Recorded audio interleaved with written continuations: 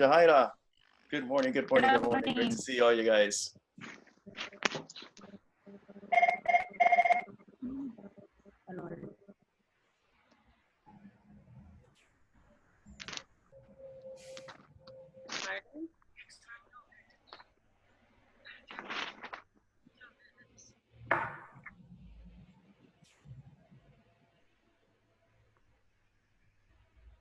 No music today? You don't hear it? No. No. Okay. I think they've There you go. enabled their noise cancellation features. Oh. That's the new competitive tool between all the Some slow music from Mark Anthony today. yes. Iconos. There you go. It's a great album. We could play that. Name that tune. Hey. That tune. Good morning, Nancy and Ramona. Thanks for joining us. We're gonna wait a couple more minutes and we'll get started. Can we sing? That's a remake, right? That's an old song. Yeah, that's from Juan Gabriel. Juan Gabriel.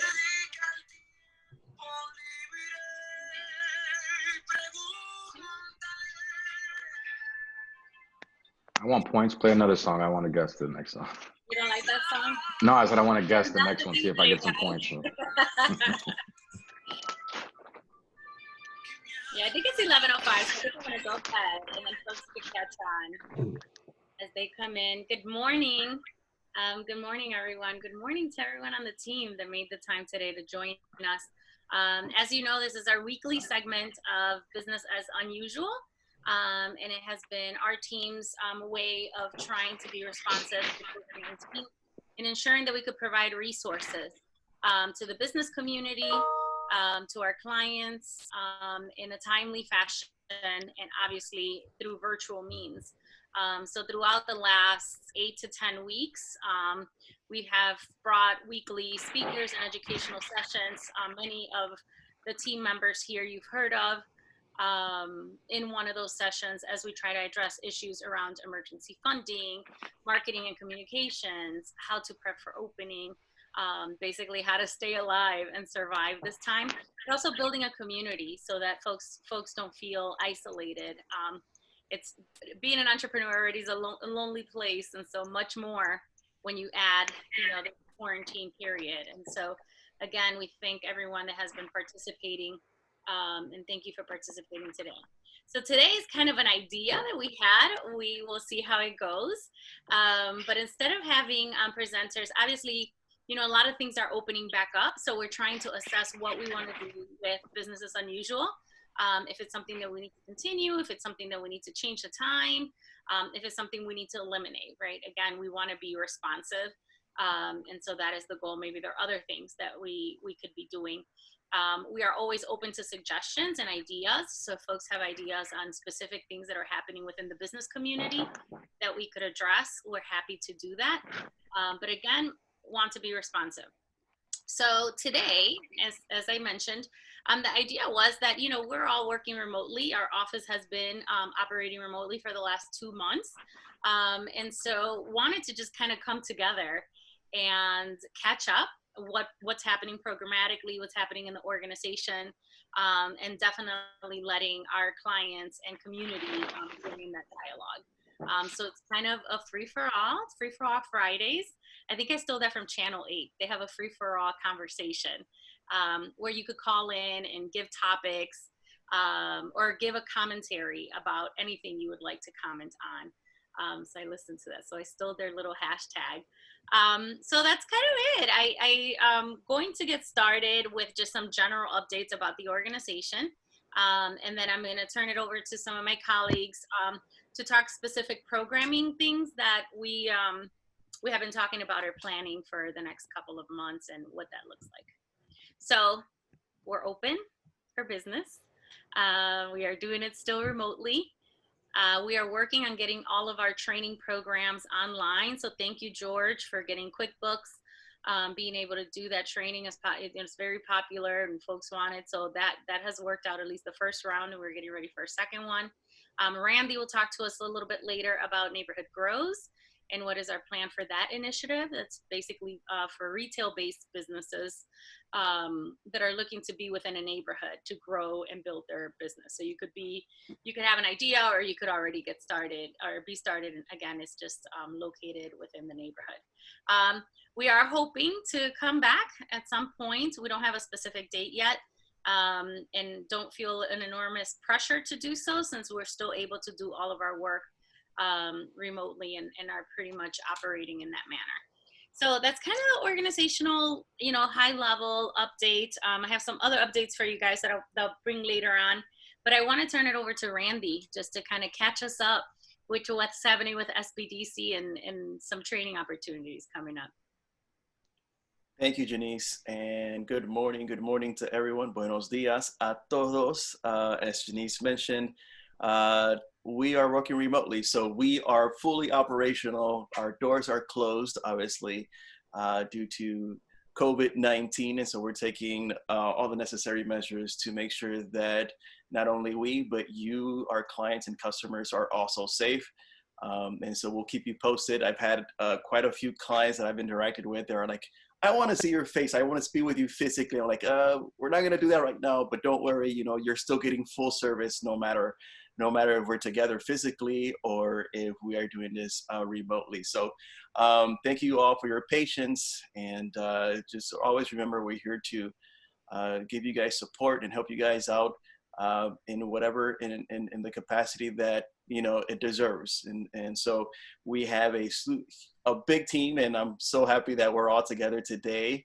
You'll be able to hear from some of our consultants as well. So a couple updates. We are bringing back Grows, which was originally scheduled to be earlier this year, but because of COVID-19, we had to change it up a little bit. And so we are going to redo Grows, and it will be on this digital platform. It will be on Zoom. What is Grows? I'm glad you asked. So Grows is an immersive program. It's 4 sessions. And basically, we are going to talk about your business from top to bottom. We're going to be able to create a short business plan. We're going to be able to look at what your business proposition is, your value proposition, basically what it is that you're offering to your client, right? That's number one. If you have no idea what you're offering, and there's no way we can sell that, right? So you need to know what the heck you are doing, what are you selling, and what solution are you offering to your customer, to your end user. So we will be working on that. We will be working, and I'm going to look over to my side here. So the first thing we're going to be doing is working on your idea, what it is that you're presenting, what are you going to be selling, whether it's a product or a service. We're also, in that session, we're also going to talk about that neighborhood that you want to be in, what resources are available to you through the neighborhood, through the city, what programming is around to help you and get your business going. So we will have some movers and shakers in our neighborhood for this one specifically, because it will be in La Villa Hispana, Hispanic Village. I don't use it in English. I don't think it sounds as good in English, but La Villa Hispana. So we're going to have some people in there presenting and talking about the neighborhood. Where's the neighborhood at? Where is it moving? Where's it going? What's available to you? What's in the pipeline? So it's going to be very interesting to catch a whiff of that. We're going to talk about your products and your services. And obviously we're going to do a general vision of what your business plan is going to be at the end of the four sessions. On the second section, we're going to look at your numbers. This is where our brothers, George Pimentel and Luis Cartagena, are going to come in. They're going to be helping us out. Where we're going to look at what your financials is, maybe, what you should be charging or what numbers you should be paying attention to. Rent, what is your startup cost and capitalization, how much money you need to actually get the ball rolling.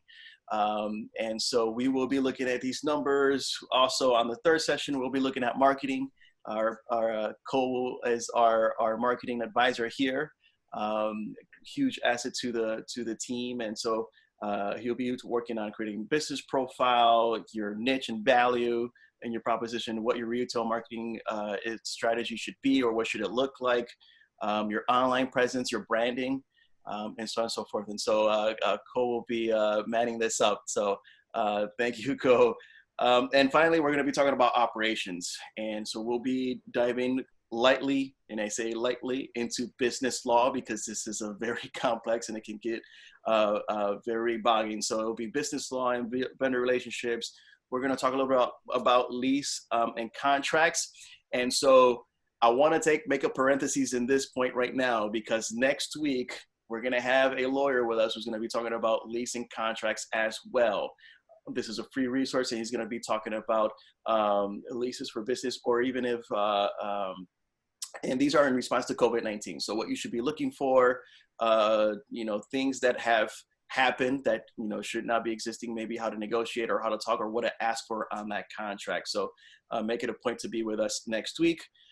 Customer experience and sales and promotions. So this is, originally it was a 4-week course. Because we're on Zoom and it's digital, now we're going to make it into 2 weeks. It's going to be 2 days a week. It'll be Monday, and we have it scheduled here. Let me make sure I have the dates. It's July 13th and 15th, and July 20th and 22nd. So July 13th, July 15th, July 20th, and 22nd. The few cohorts that we've had, they're always booked. They're full. You get a huge sense of camaraderie in with these cohorts. The amount of interaction between participants is amazing, and what you can get off of other people who may not be in the exact or trying to create the exact same business you are, but just the sheer feedback and being able to bounce ideas off of each other is phenomenal. It's spectacular. So I highly recommend it to be a part of that. Excuse me. And take advantage of it. Now, with this, also with Grows, if you don't know, we have a business incubator called Las Tienditas del Mercado. And so for right now, we actually have 2 openings in this incubator. And so your foot in to being able to send us an application or send us what your proposal is through Grows. So you're going to have to participate on all 4 sessions, and thereafter we will consider what your proposal will be. So spread the word. We've had quite a few people call in and contact us because they want a piece of the pie. They want to come in. But we're going to make it across the board. You will have to go through Grows in order to put your proposal in. So we're here to help you. We're gonna see you through, and we're excited to hear what you guys, or who these businesses are going to come in. So I think that is my update for now. I got some more updates for PPP later on, but I'll leave it to that point. Thank you, guys. And to Ramona's question, typically we do charge for our Neighborhood Grows program, because typically it's a whole month series. And so we typically charge between 150 to 200. Because of COVID, we had a conversation and understanding where everybody is. We're doing something a little different. And so what we're doing is that we're asking participants to make a $50 deposit. So at registration, you will pay $50. We will hold the $50. Upon successful completion, we're giving you your money back. We are not charging for the session. We really want to see our business owners grow, really want to be as supportive as we possibly can be through this period. So there typically is a fee, but there will not be a fee for this session. So looking forward to having folks participate. And again, as Randy mentioned, having new folks into the business incubator is really big. I'll kind of just chime in and add a little bit about the incubator. The incubator has been open. This is our 3rd year. It's crazy to think that it's gone that quickly. And the reason we opened Las Tienditas del Mercado, or the little shops of the market, was part of a larger initiative, right? And so we've all have heard me talk about having a Latino market for Cleveland, right? For Cleveland to really have a destination for the Latino community, as well as for folks that embrace diversity. You go to any other city and you find the ethnic neighborhood, right? And you get to experience that.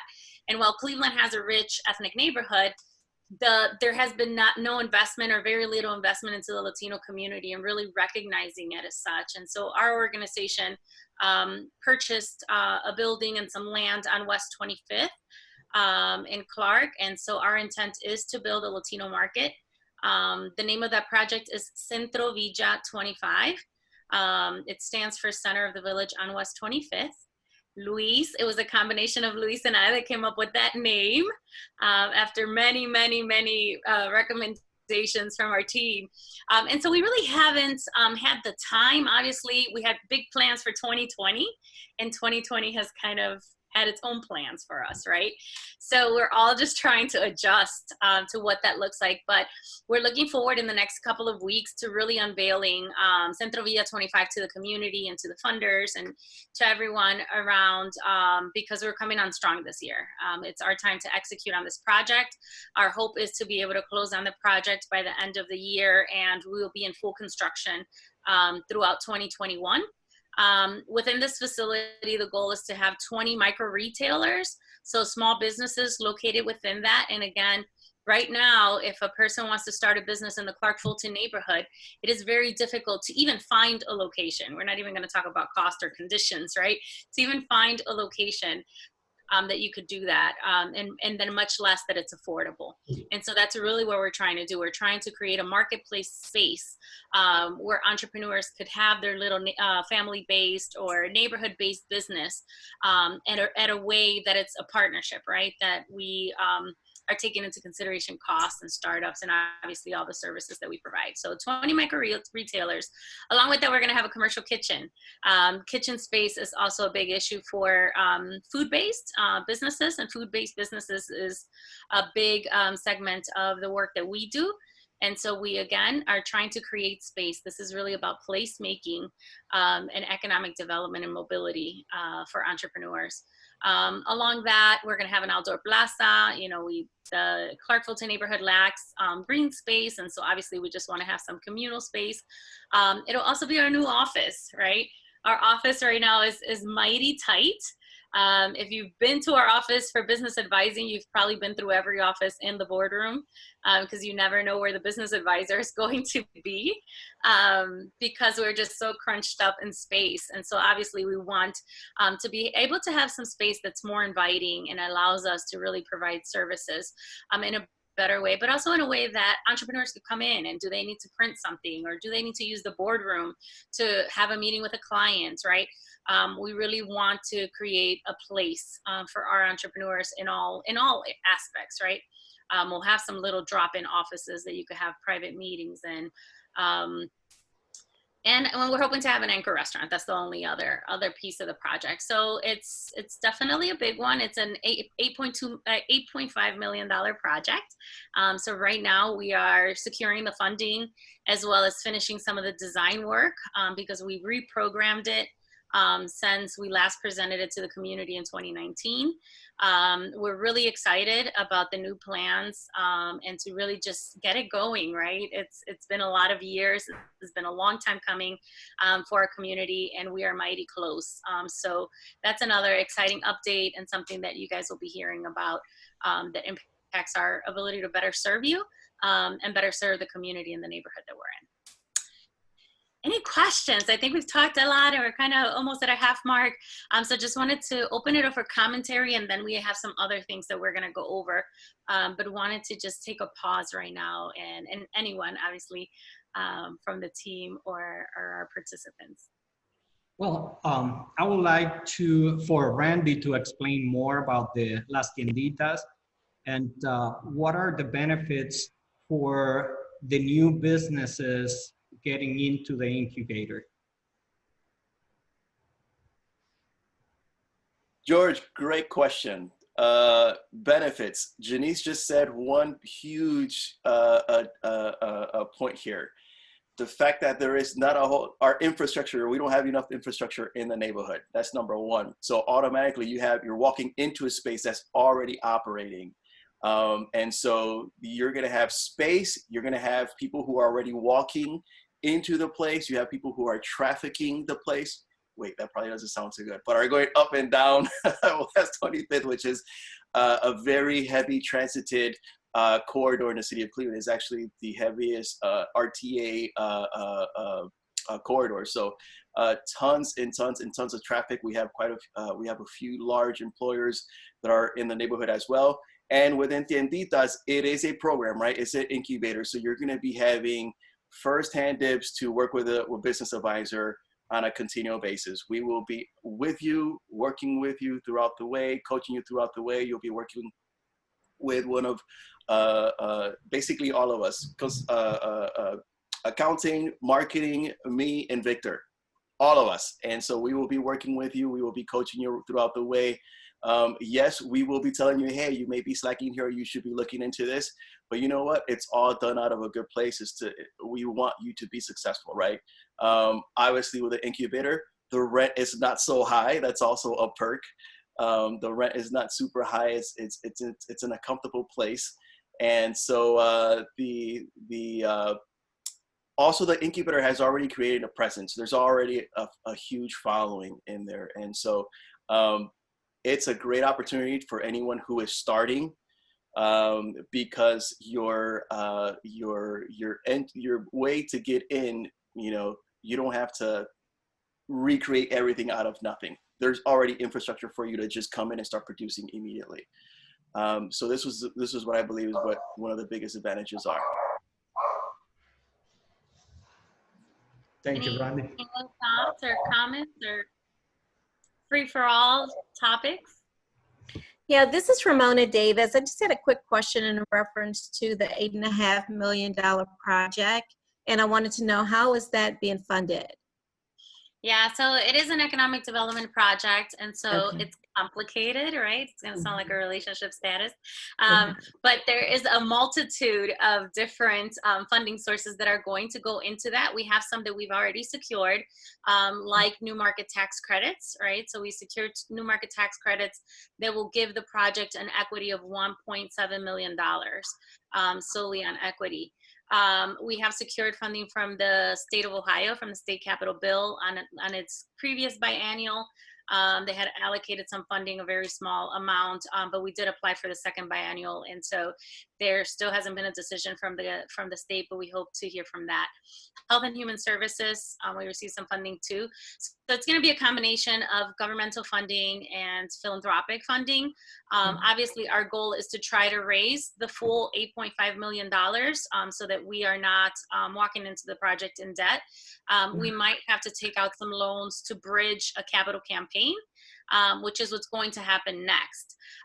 We just contracted a firm that's going to help us complete a capital campaign strategy to really plan how we're going to fill the gap and how we're going to raise funding. Raising money in this environment is going to be interesting, right? It's going to be different, and it's going to require us to be really innovative and creative in ways to find resources. But yeah, that's kind of the mix. And again, anything that we could do to reduce our own liability of having to take out debt on this project. We recognize we'll have some, but the project will be able to support it. So we've done some debt servicing activities to understand that and so forth. Great. You'll be hearing more about it. As I said, the capital campaign will be coming out. August is the launch for capital campaign. Okay, thank you. And I know for my staff, some of my staff members, this is new information too. So we just presented it to the board of directors yesterday. I was able, actually, we had a staff meeting. I was able to cover most of it. And next week we present to the city of Cleveland, and then, fully execute. So if you have any ideas, about Centro Villa, if you have any desires of what should be in there, right? Definitely let us know. One of the things that we're hoping to do is doing a quick market study to figure out what kind of shops do you want in there? What do you want that experience to be? Specifically, since we're trying to create an authentic cultural hub, right? What is it that you want to feel when you walk into the market, into Centro Villa? And so we definitely, this is the time, right? That we get to build it, that we get to take dreams and make them reality. So I feel really, really honored to be part of the team that's gonna make this happen for our city, right? Because this is not just about, it is very much about a neighborhood and a community, but it's also an asset to the city and an economic driver. So we want to hear feedback. We want to hear ideas, as well as, like, as I mentioned, we'll be doing a quick study just to make sure that we have the right types of businesses that makes it for a great experience for the patrons that come in through Centro Villa.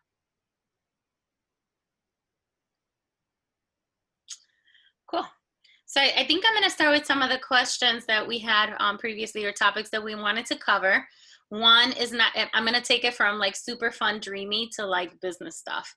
But I wanted to ask Luis, we know that the tax deadline moved, and George, what are you guys seeing on folks that probably still haven't gotten their taxes together? What is some advice around taxes and just what's happening right now in the environment, because it's so crazy? What's going on in that aspect? Well, I can tell you the deadline did get pushed back to July 15th. And what I'll say is it definitely extended the busy season. I think a lot of people enjoyed the deadline being pushed back. So I think that was an advantage. The biggest advantage is the fact that if you always end up having to pay something after your return is done, if you end up owing the IRS, there are no penalties or interest as long as the payment's received by January 15th. So there was no need to file an extension. And if that is something that I think proves beneficial on saving money, because there's no interest or penalties that would be charged. So I think that's something to highlight there.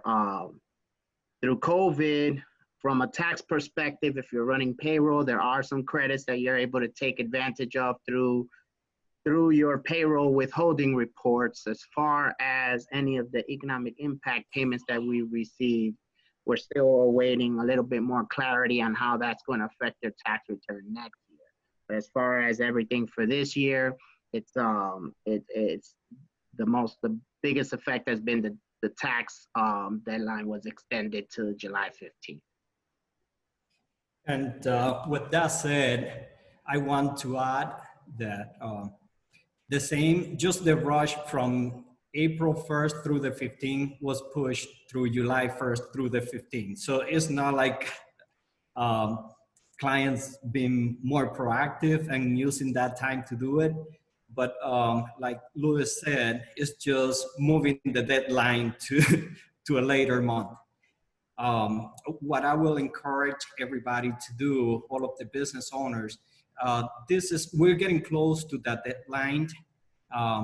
Let's work on putting all of the information together before that last 2 weeks, so we can have time to service you better. What we can do at the center, we can help you organize the paperwork and make sure that everything lines up. And from there, you can contract any tax preparer. You don't have to go to Louis or myself.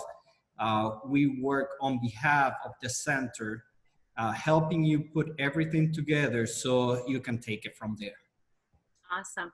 I'm sure, most CPAs and accountants wait for that April 15th deadline to go on vacation or to just kind of unwind. And so it's definitely extending and making it more torturous for you guys. Yeah, I've lost more hair. Oh, there you go. Talk to George. He's been holding on strong, so maybe he could give you some tips. Don't talk to Victor or Randy. By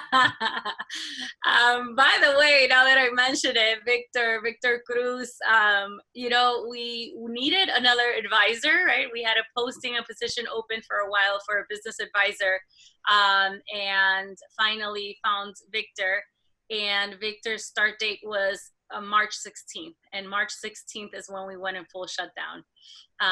So he has not spent any time in our office other than for meetings. But Victor, I wanted to welcome you, and if you want to say anything specific, thank you for being a good trooper, and just rolling along with us in these crazy times as we all try to figure it out.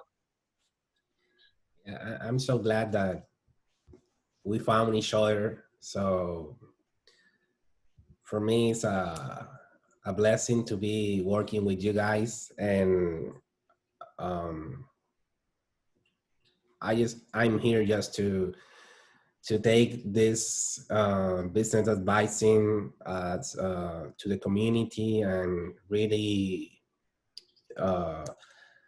be by your side, by Janice and Randy and all the team, so we can really make a positive impact to the community and leave some kind of legacy when we retire and we see the program that we are developing of the 8.8 millions. I forgot the name, the Mercado Vila 25. Yeah. So yeah, it's an exciting job for me. So awesome. Well, we're blessed to have you. So welcome on board. mm-hmm. I wanted to have Nick, who's been a little quiet, usually as usual, to tell us a little bit. You know, this is Census 2020, right? And so with Census, again, everything has gotten, I don't want to say sabotage, but that's the word that came to mind. I'm sorry. Has been crazy, right? And so Census is such an important thing for our communities now more than ever, right?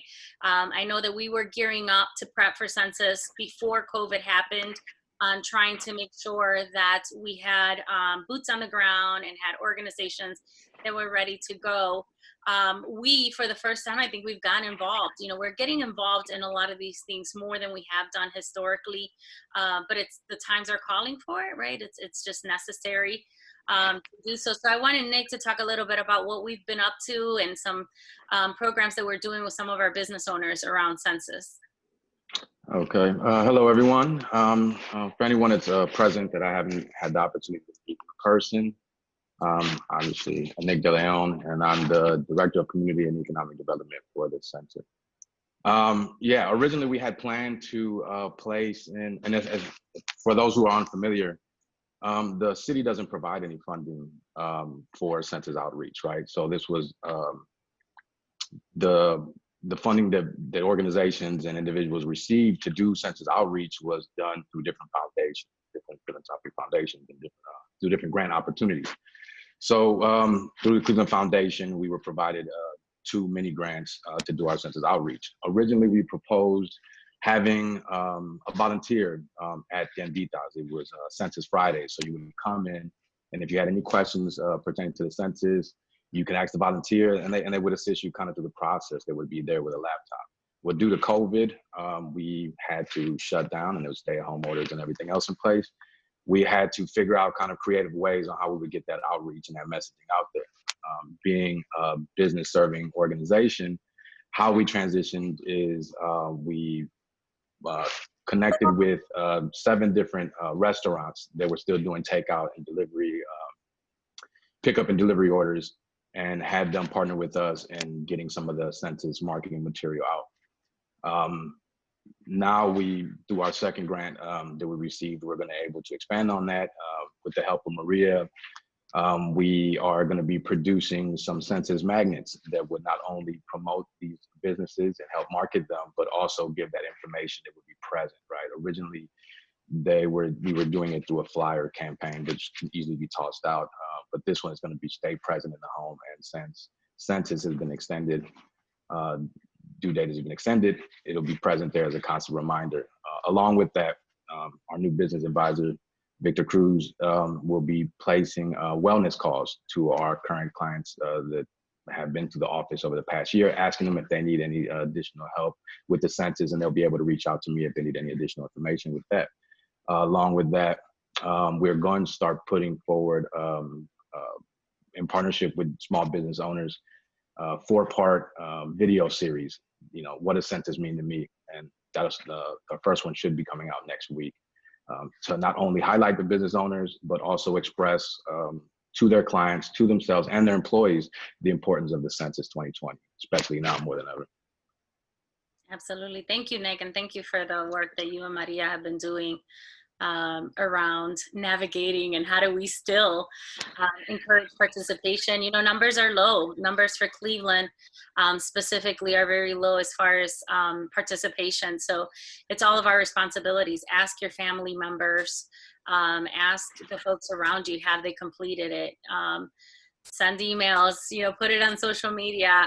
We definitely are trying to put our resources out there along with many other organizations in town that get the importance of this. And so again, it's all of our responsibility to get folks signed on. And I'm looking forward to seeing those videos. I'm looking forward to seeing people, right?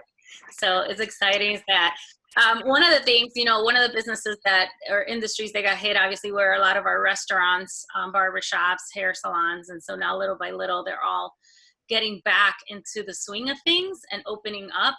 And so that is one of the things that Maria did, and I'll let her talk about it a little bit, but was trying to just figure out who was open, who's doing what's happening with our restaurants, and trying to keep you informed so that we could support those that were doing carry out, or, you know, if they were doing delivery services, and really just trying to do our little part to market them and support them. So Maria, I know we wanted to talk a little bit about restaurants or food. Hi. Yes, so that's been a big chunk of my work since we've been home, is just trying to promote the restaurants and making sure that people are eating good food. Food is a very large priority in my life, so I wanted to share that with everyone. So yeah, I made a large list of restaurants that were doing carry out, delivery, and then like what, you know, delivery service that they were using. And then I also included their phone number so that people could easily access them. A few of my favorites are Blue Habanero, Campus Grill. I think they're reopened. A lot of this weekend, they just opened yesterday. Great. Yeah. A lot of businesses have been open for a little bit and then closed and then reopen. So I've been trying to keep track of that to make sure that when I post a specific business that they're actually open.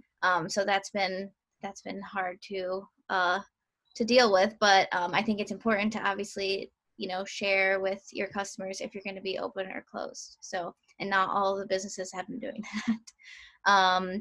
A couple others, one of our businesses in our incubator, El Sabor de Ponce, they're open again.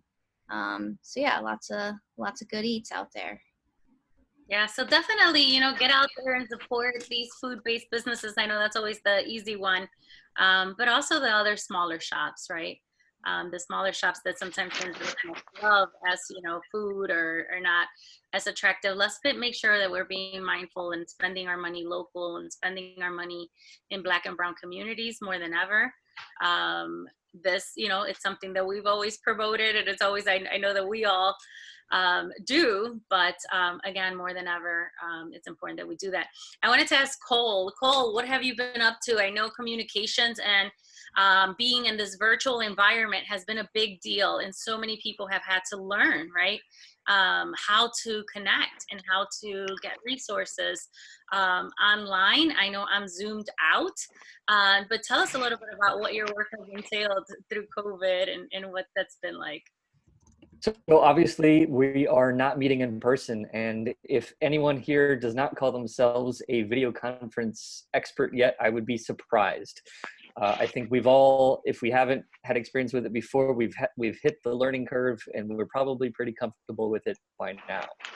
I think this is obviously the next best thing, and for anybody's business that had already established a presence on the internet, at least not just for communication and awareness, but also to actually conduct sales of sorts, they were definitely in a favored position when the lockdown happened. And, you know, talking with clients both through the HBC here, as well as other clients that I have outside of this community, the effort to improve online operations and to improve the communication timeliness. And so one of the challenges has been, and Maria was just touching on this with the restaurants, is what is the current status? And regardless of the type of business you're running, your customers just always need to know, like, today, are you actually operating? And whether or not you put your temporary or up-to-date hours in every communication that you have, people still want to check in before they visit, before they intend to make a purchase. They just need to know how recent is your status. So social status updates have never been more important, in my opinion. And if you're not doing that, please keep everybody up to date. So that's one of the big things that I've seen and I've helped coach people on, which is just every day, however your customers reach out to you, make sure your information is available and current, and tell people that as of today, this is our current status. Come and see us. Thank you, Cole. Cole has been doing a lot of work with businesses on trying to transition, right? I think everybody's started calling in and saying, oh my gosh, how do I engage? How do I communicate? And what is that message, right? What is the right message? I know right now, the focus is really on understanding that businesses are a safe place to go to. I just had a conversation earlier this week with David Gilbert from Destination Cleveland. And so they do a survey around tourism and what are the top 10 things that tourists look for when they're making decisions around where they're going. This last round, and I think it was in April that the last round, it just happened to fall around that time. The second largest priority that people were highlighting was safety.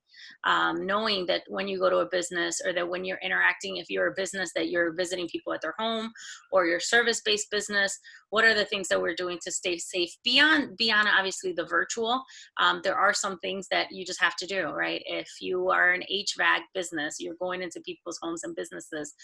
So there's definitely a lot of industries that, one, we needed them to continue to work as essential workers, and two, have had to modify. And so communicating those safety measures are important. With the conversation with Destination Cleveland, they're launching a program called Clean Committed. And they have the CLE in the clean word as what they're highlighting. But Clean Committed is going to be an initiative for restaurants to sign a pledge of safety. So UH, Cleveland Clinic, and Metro Health created a work group to kind of establish some basic guidelines. So take what the CDC and take all of the other recommendations that have been made around how to serve people in a safe way, how to keep your business safe during this period. And basically the restaurants signed the pledge, you sign on, and you'll be listed in that through Destination Cleveland. And so we want to make sure that all of our smaller restaurants are listed just as well as every downtown restaurant, and that minority and Black and brown restaurants are listed in that initiative. Actually, Victor is helping Destination Cleveland with a lot of the translations of the flyers and posters, and making sure that they have all of the information to do some really good outreach. But for all of us, it's going to be a great resource. You'll be able to go to the Committed app. They have an app and a website, and look at what restaurants have pledged to follow those safety precautions. I know it's become so stressful the last couple of weeks. If you want to go somewhere, you have to call and then kind of figure out what the rules are, right? It's like you walk into a business and I'm like, okay, what is the rule? I have to wear a mask, or do I wait in the car and call in? So it's definitely, a little stress inducing, but it's a must, right? We need to get out there. We need to support our colleagues, small business, and we're all dying just to get out, right? To get out and connect. So that's another really cool initiative, and we're proud to be a part of that as we look for ways that we could help businesses in all sectors survive and thrive through this period, right? Within any challenge, there's opportunities, and what do those look like? It looks very different for everyone. And so we are definitely committed to that. What else? I do want to circle back real quick because we talked about the massive efforts of promoting census. But Nick, can you share with us, why is it so important to fill out the census? Why is it so necessary that we all fill out our census for everyone? Yeah, the census dollars affect pretty much every government funded effort. So for a small business, the census information is important because it allows you to look up your who's in your area, like what's your competition, it shows you how you want to pay your employees, like what your competitor is paying their employees. It also helps with emergency aid, right? So if you have the information, the proper information there, they can respond quickly in case if there was a tornado or a natural disaster or, you know, any different type of natural effect like that could take place. But for people, it affects your daycares, right? It affects your schools, you know, your highways. So mainly every aspect of your life, but it's also very important to be represented in the census. And also affects how many representatives you have in the state, right? So if you're miscounted or you're undercounted, you get less representation. But it's also important that if you are a minority, that you're counted so that those efforts and your presence is known, right? So it's very important. And it's only every 10 years, right? And it's also important to state that this information isn't made private. I mean, it's not made public, right? So when you fill out the census, this is all private. It's not shared with anyone. I think, if I'm not mistaken, it's not made public for, you know, 30, 40 years.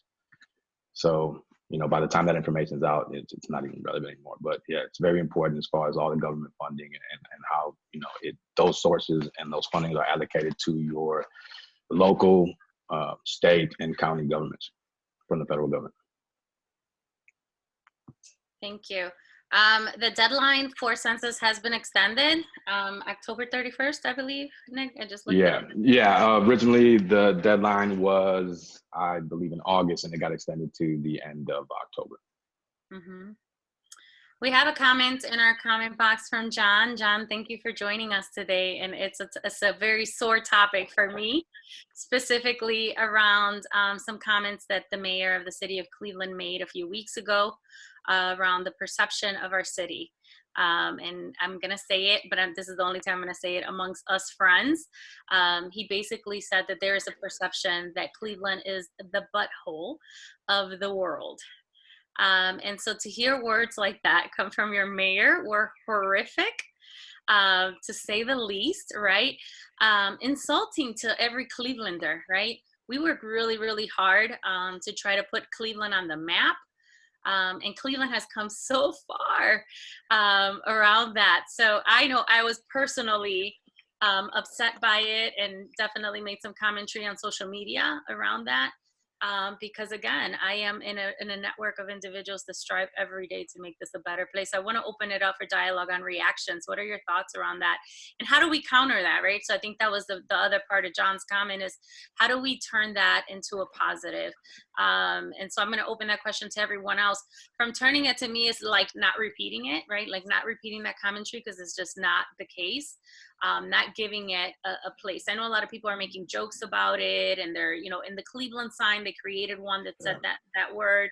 I think the best thing that we can do for Cleveland is not buy into that stereotype and continue to do what we're doing. So I don't know, other suggestions or thoughts on that. I would encourage everybody to vote. Absolutely, voting. And we need accurate representation. Mm-hmm. But I totally agree with you that responding makes it worthwhile, and our continued focus should be on lifting Cleveland up. It's an amazing, I mean, I've lived here all my life. It's extraordinary. And what you all do is duplicated in other centers as well. There is so much good, so much good. You know, one more thing I will say, I don't watch the news because I wish that they would focus more on what y'all are doing or what good people are doing, because unfortunately or fortunately, many people copy or are inspired by what they see.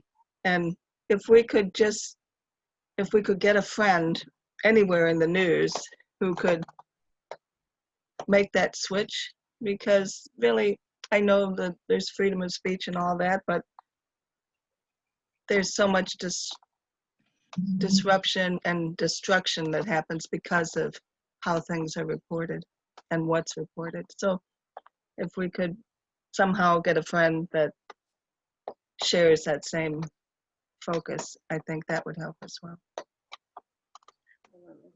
Well, I think most of us are in agreement. Being Clevelanders, I'm born and raised here. Anywhere I've been, I proudly represent my city. I love my city. And, you know, it's so hurtful that our represent our major. Sorry, I'm not choking up. Sorry. But it's the fact that our leader is, using this type of language, it just, sometimes you have to think, are we out of touch? And so I, this is as political as I'll get. It's, we have to vote, right? And so what I'll say, it was extremely hurtful. Nonetheless, I stand by a completely different mindset, and I don't believe that my city is that. My city is much greater than that. We have great leaders, we have great movers and shakers, and we are moving the city forward. And there is no going back. So we just need to stay positive. And there's always gonna, something. Apple's always gonna fall off the tree, no matter what. It's always gonna happen. We can't, we can't defy gravity. So we just got to keep moving forward and just push forward for a greater and better day. Carolina, you totally on point on the voting, right? There's the ways that we are going to make change is having a voice in our census 2020 and showing representation, getting out to vote, and getting candidates in there that represent us, but also encouraging people to run for office, right? It is not an attractive place to be in, right? It is not enticing to say, I want to run for office. And so we need to encourage folks around us, especially this new generation that definitely has the big charge, but also has our support to make it happen, to consider being elected officials. And folks that are grassroots in the community are the best elected officials because they have a pulse on what's happening. You definitely corporate representation, and you want folks, they have that experience, but there definitely should be a balance of folks that are grassroots, that are community-based, that have some life experience that they could take to the White House, to their state capitals, to their, city halls, to really start creating change. Any last? If I might say, I'm in another women's group, and there was one brave soul who recently spoke up and said, with current circumstances, I really feel I have to vote. And she was embarrassed to say she's never voted. She's not a kid, and everybody praised her for being so brave. But the truth is, what she said was so vital, and it really hit me right between the eyes. She said, I really don't know how to. It isn't that she doesn't know for whom to vote. It's the logistics of it. So she asked that we all put together a Facebook group, videos, whatever we could to help people figure out. And frankly, it's a ridiculous process. I will say this. My mom worked at the Board of Elections. I mean, it's not the most easy to understand. But so I started a Facebook group, which has I just did this a few days ago. She's in it, and it really begins with, how do I do this? How do I get a ballot? When is my deadline? It's just the simple process. And then we'll go to, what is a legislator? What are the different places? What are the different positions? And how do I find out about them? So we've started by putting the League of Women Voters in there, a couple of different general groups, and also in just step by step saying, this is what you need to begin. This is how you get a ballot. And that's not really a ballot yet. You got to send back and get another, It's getting complicated. Yeah. And it's almost intentional, right? So I think now more than ever, our democracy is at stake. We need to be really vigilant. Right now in the state of Ohio, there's a lot happening around voter registration and voter rights, and how you can vote, and can you do a paper ballot, and who's going to pay for the postage. But unfortunately, sometimes these are barriers to try to prevent us and keep us from practicing our right to vote. And so it's going to be very important, not only that we're educated on the process, but that we're able to educate those around us, because to your point, there might be folks that this is the first time they're getting engaged. We have a lot of young folks that you need to know the importance and how to get engaged. And so again, we all have a big responsibility.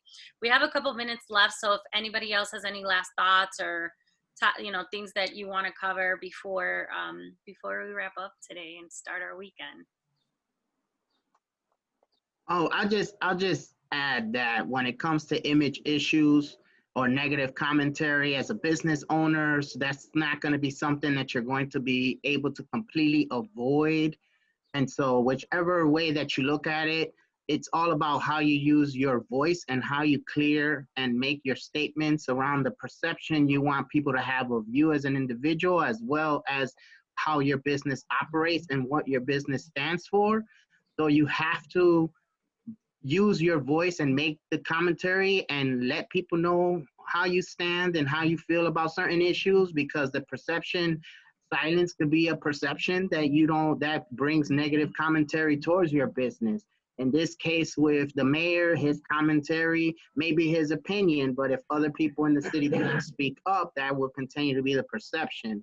So sometimes we have to see the bad in order to understand that there is good that's going to come out of what's perceived as bad. We can't hide it all under the rug.